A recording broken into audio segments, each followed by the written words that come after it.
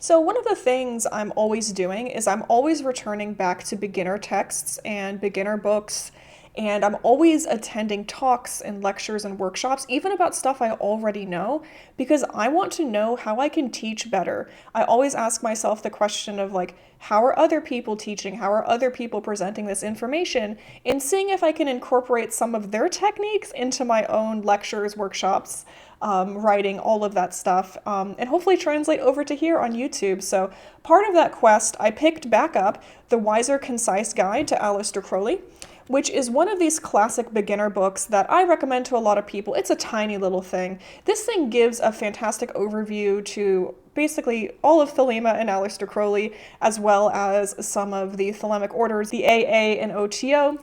And yeah, it's a great beginner book. So, but relevant to you all, and the reason I was like, let me make this video, is I was flipping through it and I noticed a section of the book called 3 Quick Tips on Thelemic Etiquette. And I thought, that's interesting. It's interesting because people are still doing these things today. So it was published in a book and people are still making these mistakes. So I was like, okay, I want to talk about this because I think they will be really helpful, especially for solo practitioners who don't interact with the larger Thelemic community. It'll be helpful for newbies, and it will be helpful from people on other paths who I am blessed and honored end up on this YouTube channel to see and watch one of my videos, see what I have to say. So let's talk about Thelemic etiquette, y'all. Let's get into it. So they give 3. I'm going to actually give you 4 today. So I have another one at the very end that I'm going to talk about. So the first one it talks about is, please be sure to properly capitalize the phrase, do what thou wilt shall be the whole of the law, or love is the law, comma, love under will, end quote, in your correspondence. All quotes from a Class A text should be spelled and capitalized verbatim. Quote, change not as much as the style of a letter, end quote. So this is talking about the holy text within Thelema. So Thelema is comprised of some work Aleister Crowley did as himself, writing to us, like in Magic and Theory and Practice, but he also channeled a lot of texts, and so a lot of these channeled texts straight from a divine source are considered Class A, and thus mysteries are concealed in the letters themselves, how words are said, even in the case of the Book of the Law, how it's written out. And so it's really an invitation for us to explore these mysteries in their totality. So by misspelling words or messing up the capitalization, you're sort of messing with that a little bit. So take care to make sure that law and do what thou wilt shall be the whole of the law is capitalized, for example. But in love is the law, love under will, law is not capitalized in that phrase. So always refer back to the original text if it's Class A and double, triple check that the capitalization is correct. Not only is it just the right thing to do, but a lot of your fellow Thelemites will get upset at you and be grumpy about it. And obviously we don't want to distract from what you're trying to do, whether you're trying to do art or, write something or whatever the case may be. Just pay attention to the capitalization, especially. I see that error a lot. I've made it on occasion. Especially on the phone. This digital spaces, especially without a proper keyboard, if you're just like typing on a phone, it's just so easy to fat finger it. Or even worse, autocorrect changes it and then messes you up and messes you over. So just be aware of that. Like copy and paste, do what you need to do to make sure you get that right. Okay, number 2. So this is, it says, the name Crowley rhymes with holy. He gave the definition clue in his satirical poem, The Convert, first published in The Winged Beetle. The Winged Beetle is a fantastic read, by the way. I don't see enough people talking about it. Go read that. Anyway, so it's a satire, and in that particular work, quote, where are you going so meek and holy? I'm going to temple to worship Crowley. And obviously, as Thelemites, we don't worship Crowley, but it does bring up probably one of the biggest mistakes I see people make, which is how you pronounced his name, which is Aleister Crowley. Obviously, that's gotten way more difficult since this book was published because we have things like Good Omens, and we have things like Supernatural. Supernatural has a character named Crowley, and a lot of people pronounce it Crowley, and that's just not right. Uh, Obviously, if you're studying these works in the privacy of your home, no one's gonna know you mispronounce his name or have a book accent or book pronunciation.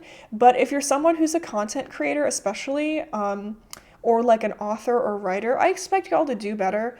And just keep that in mind. And also, like, if you are going to interact with your broader Thelemic community, being able to pronounce the dude's name right is going to make you look a lot better. So, yeah, it's Crowley, not Crowley. Point number 3, we avoid the modern spelling of magical with a K for magical the normal way, or magician versus magician.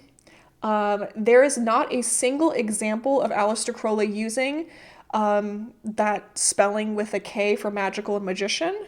In a bookcase full of his books, he coined the term magic with a K to define his system, spelled the adjective magical without the K, and called its practitioners magicians without a K. So this is a big one. Because Aleister Crowley did not spell magical and magician with a K, Thelemites, even today, don't use that particular spelling. We spell the word magic with a K, but magical and magician do not have a K. So in our particular lineage of stuff, that's how we spell it. That's how you would expect for it to be spelled. However, I have noticed that spelling crop up, especially within eclectic witchcraft spaces, and I think that magical with a K originally came from witchcraft spaces. I mean, I have no proof of that, and, obviously correct me if I'm wrong, if someone's like, this is the original document where it came from. But yeah, I'm pretty sure it came from like an eclectic witchcraft space. And when you see that spelling being used, it's almost entirely pagans or witches using that spelling, but it's not a Thelemic spelling. So when I see someone spelling magical or magician with a K, I know they're either not a Thelemite or they're brand new and have no idea what's going on. So congratulations, now you can know the secrets of how people judge you. I'm just kidding. No one should be judging you, but it will help you in terms of how you spell with intention. And I think that's the point here. That the book doesn't make that point, but I'm making that point, which is if you want to spell magical or magician with a K, that's fine, but just be aware of the history there, and it's not a Thelemic thing, it's more of an eclectic witchcraft thing. So I think that, like, speaking to a witchcraft audience, that will be better received than a Thelemic audience. I don't know a single Thelemite who would see that spelling and be like, wow, that's cool, that's a vibe. No, wait, for the most part, people will look at that kind of like, you don't know what's going on, do you? So that's just a third thing to keep in mind. I think that's kind of helpful. So yeah, that's where this book stops in terms of etiquette, that I thought was helpful to discuss. And I am going to throw on my own fourth thing for you all, which is the term Crowleyite. So, just like all religions, there's a kind of a derogatory word for Thelemites as well. And the derogatory slur word for a Thelemite is a Crowleyite. Now, asterisks, before people are like, whoa, hold on, I love that word. There are some people in our broader community, I'm using that word loosely, who identify with the term Crowleyite and have reclaimed it and use it for themselves and like, heck yeah, I'm a Crowleyite. But just be aware in the spectrum of as Thelemites, as our relationship to the dude who was Aleister Crowley, it is a huge diversity of perspectives on him. Some people love him, some people hate him, some people are somewhere in between. Some people are even outside of that love-hate relationship and don't even care. Just because someone's a Thelemite doesn't mean they have a love affair with Crowley and have reclaimed the term Crowleyite. It's used traditionally in a derogatory way and as a way of diminishing someone's autonomy over their own worldview and practice. Like, oh, you don't think for yourself. You just do whatever Aleister Crowley did. You're a Crowleyite. So that's kind of where that term typically means. A lot of people are like, hell yeah, Crowley was amazing. That's why I like being called a Crowleyite.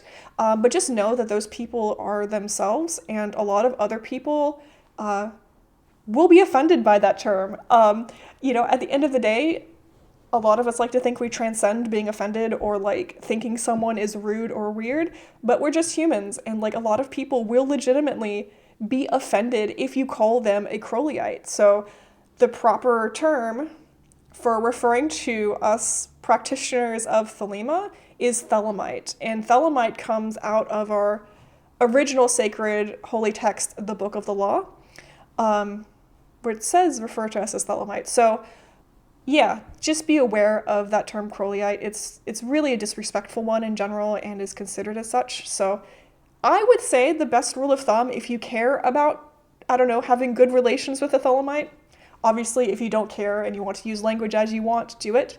But if you're like, hey, I want to like work with this Thelemite and collaborate with them and want to have a good working relationship, how do I be respectful? This information is for you. And the answer to that is your default should be Thelemite unless they explicitly say, call me a Crowleyite. I like that. But yeah, just assume they're not cool with it and call them a Thelemite. That's fine. So I think that really wraps up the 4 big ones I wanted to talk on. And I think since we were talking about etiquette, I imagine a lot of people are going to think I'm going to be talking about like how to eat as a Thelemite or dress or, I don't know, be in a relationship or something like that. But to that I say, do what thou wilt. Dress as thou wilt, eat as thou wilt, consume media as thou wilt. This is your path. I have no direct etiquette advice on that.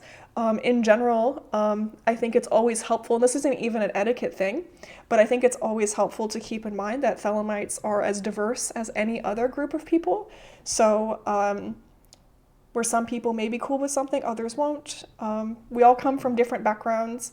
We're kind of loosely tied together by loose beliefs, but at the end of the day, we're people too.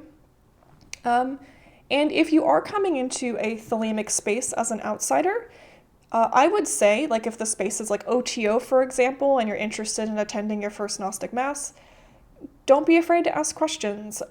Be like, hey, I'm interested in coming to the Gnostic Mass. Is there a dress code? Am I expected to participate in this ritual? And the answer is yes, actually. You are expected to participate in the Gnostic Mass. It is a participatory ritual.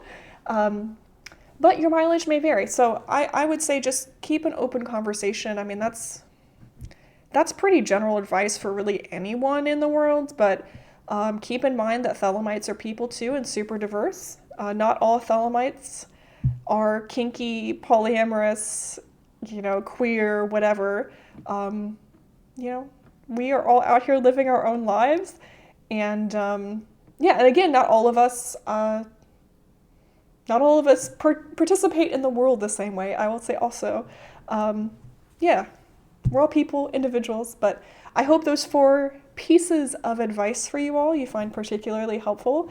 And go out there and make the most of this incarnation. I believe in you. So I hope that was helpful. And if you haven't already, even if you're, an old timer, this is a great book to pick up, especially for people interested in teaching and giving lectures or understanding how people understand things. What a worthy thing. Because the more you understand how you understand and how other people understand, the better off we all are at communicating. So yes, thank you so much everyone for this exploration of Thelemic etiquette. I hope you found it helpful. So that about sums up everything I had to say today. I hope you all enjoyed that. And as always, I am the center of expression for the primal will to good, and so are you.